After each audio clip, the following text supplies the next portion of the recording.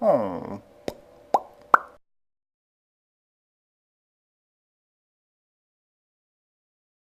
Dun dun dun dun dun dun dun dun dun dun dun dun. Food chains and webs show the connections between different organisms based on what they eat. Here we have some algae, which is eaten by minnows, which are in turn eaten by largemouth bass. The interesting thing about these connections is that if you change one population, it can have indirect effects on the other connected populations.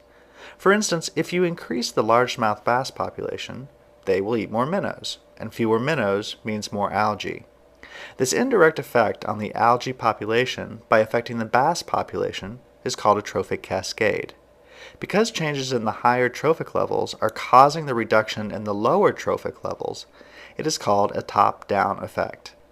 In top-down effects, you usually find an alternating change.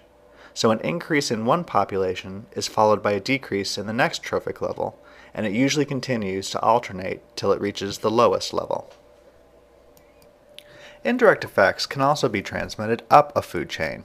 If the primary producers in an area decrease, the herbivores that feed on that producer will usually decrease, followed by the carnivores.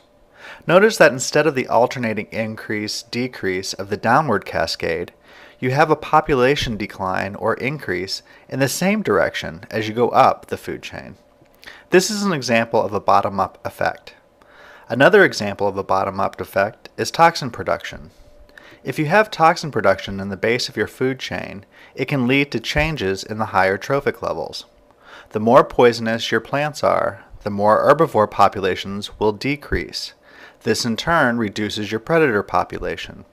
However, there are ways for species to affect the movement of bottom-up effects. Can you think of how species might reduce or even eliminate these effects?